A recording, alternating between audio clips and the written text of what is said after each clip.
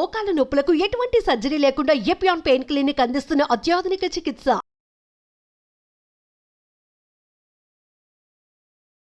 నమస్తే, welcome to Suman TV. ప్రస్తుతం మనతో పాటు ఉన్న డాక్టర్ రమణి గారు. సో మేడం తో మాట్లాడి క్యాన్సర్ కి సంబంధించిన మరికొన్ని విషయాలు మేడం అడిగి తెలుసుకుందాం. నమస్తే మేడం. నమస్తే అండి. సో మేడం, క్యాన్సర్ అనగానే చాలా వరకు నేనే ఎక్స్పెషల్ గా అదొక ఏంటో తెలియని భయం వచ్చేస్తూ ఉంటుంది. సో ఫస్ట్ మనం ఇక్కడ నేనేమనుకున్నంటే క్యాన్సర్ కి సంబంధించి స్క్రీనింగ్ అనేది ఉంటుంది. అసలు ఇది ఎందుకు చేస్తాము అంటే క్యాన్సర్ వచ్చిన వాళ్ళలో చేస్తామా లేదా రాని వాళ్ళలో చేస్తామా? అసలు ఈ క్యాన్సర్ స్క్రీనింగ్ అంటే ఏంటిది? Before going answering that question అండి, క్యాన్సర్ అంటే భయపడుతున్నాము అంటున్నారు కదా. 2 things డెఫినెట్గా భయపడాలి. ఎందుకు అంటే క్యాన్సర్ ఇన్సిడెన్స్ పెరుగుతుంది. అవును.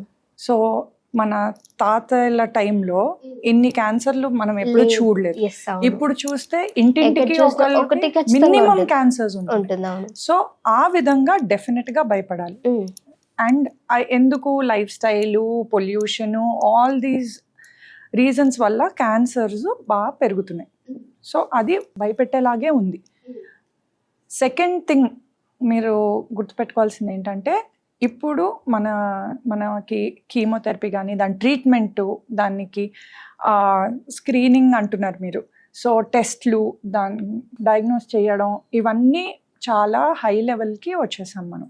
సో మన treatment is definitely improved. Life cancer వచ్చాక కూడా లైఫ్ హ్యాస్ ఇంప్రూవ్డ్ సిగ్నిఫికెంట్లీ. ఆ విధంగా చూస్తే అంత భయపడక్కర్లేదు. ఇప్పుడు స్క్రీనింగ్ అంటున్నారు కదా, స్క్రీనింగ్ అంటే ఏంటి? స్క్రీనింగ్ అంటే ఈ క్యాన్సర్ వీళ్ళల్లో డెవలప్ అవుతుందా లేదా, లేకపోతే ఇప్పుడు మీకు నాకు చాలామందికి క్యాన్సర్స్ మనం చూస్తూ ఉంటాం. క్యాన్సర్స్ చాలా లేట్ స్టేజెస్లో చాలామంది మన దగ్గరకు వస్తారు. ఎందుకు అలాగా? ఎందుకంటే అవగాహన లేక అంటారా మేడం? లేదండి, చాలా క్యాన్సర్స్కి సిమ్టమ్స్ రావు. ఓకే, సిమ్టమ్స్ ఉండవు. సో వాళ్ళకి తెలియక ఉన్నా కానీ వాళ్ళు తెలుసుకోలేక బై ద టైం హాస్పిటల్లో చూయించుకోవడానికి వెళ్ళేసరికి చాలా లేట్ స్టేజ్లో వెళ్తారు. సో అప్పటికే 3rd స్టేజ్ అని మెజారిటీగా వెళ్తారు. సో అక్కడ మనం దెబ్బతింటున్నాం. సో ఇలాగా మనం లేట్ స్టేజ్లో వెళ్ళి ట్రీట్మెంట్ ఆప్షన్స్ తగ్గిపోయి దాని తర్వాత మన లైఫ్ క్వాలిటీ కానీ మిగతా చాలా కష్టాలు ఉంటాయి దాని లేట్ స్టేజ్లో తెలుసుకోవడం వల్ల. సో అవన్నీ అవాయిడ్ చేయాలి అంటే మనం ఏం చేయాలి? రెగ్యులర్గా కొన్ని టెస్ట్లు, కొన్ని క్యాన్సర్స్కి స్క్రీనింగ్ టెస్ట్లు అని అవైలబుల్ ఉన్నాయి. అంటే ఏ క్యాన్సర్స్కి మేడం? సో స్క్రీనింగ్ టెస్ట్ అంటే ఏంటి? ఫస్ట్ అంటే నాకు డౌట్ లేదు క్యాన్సర్ ఉంది అని, నాకు డౌట్ లేనప్పుడు నేను హాస్పిటల్కి వెళ్ళి టెస్ట్ చేయించుకునే దాన్ని స్క్రీనింగ్ టెస్ట్ అంటారు. ఓకే. డౌట్ లేని వాళ్ళు వెళ్ళి చేయించుకునే దాన్ని స్క్రీనింగ్ టెస్ట్ అంటారు. ఉన్నవాళ్ళు కాదు. ఓకే. అవేర్నెస్ పెంచాల్సింది ఏంటి అంటే, డౌట్ వచ్చాక వెళ్ళేదాన్ని స్క్రీనింగ్ టెస్ట్ అన్నారు. డౌట్ లేని వాళ్ళు, నాకంతా నార్మల్గా, అంటే నార్మల్ నీలా నాలా ఫ్యామిలీ హిస్టరీ ఏం లేదు, ఏమి లేని వాళ్ళు టెస్ట్లు చేయించుకుంటే దాన్ని స్క్రీనింగ్ టెస్ట్ అంటారు. ఓకే. ఆ స్క్రీనింగ్ టెస్ట్ వల్ల మనకేమొస్తుంది? ఫస్ట్ ఏంటి అంటే, ఇప్పుడు ఇవి అన్ని క్యాన్సర్స్కి అవైలబుల్ కాదు, ఓన్లీ కొన్ని క్యాన్సర్స్కి స్క్రీనింగ్ అవైలబుల్. ఏంటేంటి ఆ క్యాన్సర్స్ అంటే, ఆడవాళ్ళలో first mouth and oral cancers. Okay. Doctor దగ్గరికి వెళ్తే వాళ్ళు ఎగ్జామిన్ చేస్తారు, ఏమన్నా ఉంటే చెప్తారు. Second breast cancers. So breast cancers ఏంటి అంటే 35 years 40 years నుంచి రెగ్యులర్ చెకప్స్కి వెళ్ళడం, మ్యామోగ్రఫీలు చేయించుకోవడం. దీనివల్ల మనకేమన్నా రెగ్యులర్గా చేయించుకుంటే ఏమన్నా ముందే బిఫోర్ లేట్ అయ్యే లోపు తెలుసుకోవచ్చు మనం. ఓకే. That is breast. తర్వాత ఓవేరియన్ క్యాన్సర్స్కి అల్ట్రాసౌండ్ రెగ్యులర్గా చేయించుకోవచ్చు. దెన్ మోస్ట్ ఇంపార్టెంట్ అంటే cervical cancer. It's because it's preventable. This is preventable, definitely preventable.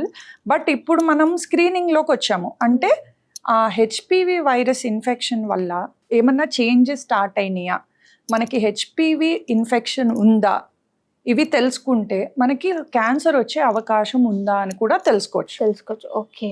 So ఇది సర్వైకల్ క్యాన్సర్కి స్క్రీనింగ్ ఎప్పుడు స్టార్ట్ అవుతుంది? 30 years నుంచి every women has to undergo HPV DNA testing. అంటే ప్యాప్స్మియర్ అని ఒక చిన్న ప్రొసీజర్ ఉంటుంది. అది సర్విక్స్ దగ్గర నుంచి సెల్స్ తీసి అది టెస్ట్ చేస్తారు. అందులో హెచ్పివి ఇన్ఫెక్షన్ ఉందా లేదా చూస్తారు. సో హెచ్పివి ఇన్ఫెక్షన్ ఉంటే నాకు క్యాన్సర్ తర్వాత అంటే ఇన్ ద కమింగ్ 10 years, అంటే మీకు 10 years ముందు తెలుస్తుంది. హెచ్పివి ఇన్ఫెక్షన్ ఉంటే it takes 10 years for cancer to develop యావరేజ్గా. సో అంటే మేడం ఈ 10 years లో ఒకవేళ ఫర్ సపోజ్ ఒక 5 years లో మనకి తెలిసే అవకాశం ఉంది అంటారా? అందుకే screening is very important. So HPV infection వచ్చిన వెంటనే నెక్స్ట్ డే మీకు క్యాన్సర్ రాదు. ఇట్ టేక్స్ 10 years కాబట్టి 10 years time. Yes. So 10 years కాబట్టి you can first HPV test చేయించుకోవచ్చు ఎవ్రీ 5 years అని చెప్పామనుకోండి. You have 3 opportunities to diagnose before cancer comes. So అంటే నార్మల్గా ఈ సర్వైకల్ క్యాన్సర్ అయినా ఇంకా ఏ క్యాన్సర్ అయినా మనకి 10 years లేదు, అలా ఇవ్వదు. సర్వైకల్ క్యాన్సర్ ఒక్కటే. సో దట్టు దీనికి మళ్ళీ వ్యాక్సినేషన్ ఉంది, దీన్ని తగ్గించే అవకాశం కూడా ఉంది. బట్ ప్రతి ఒక్క క్యాన్సర్ కి అయితే ఇలా కాదు. కరెక్ట్. సో అందుకే యాక్చువల్లీ ఇప్పుడు WHO గురించి మీకు అందరికీ తెలుసు, వరల్డ్ హెల్త్ ఆర్గనైజేషన్. అది మనకు ఒక గైడ్ లైన్స్ ఇచ్చిందండి. ఏంటి అంటే we all can work together and eliminate cervical cancer. Eliminate అంటే అసలు మొత్తం పోలియో లాగా మొత్తం వరల్డ్లోంచి సర్వైకల్ క్యాన్సర్ లేకుండా చెయ్యొచ్చు. ఎలా?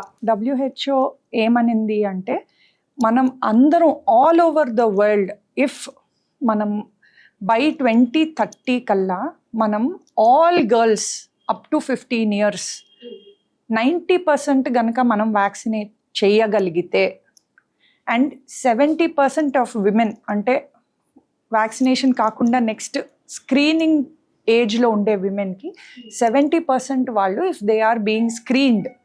ఓకే. అండ్ క్యాన్సర్ వచ్చిన వాళ్ళలో 90% if we are able to treat.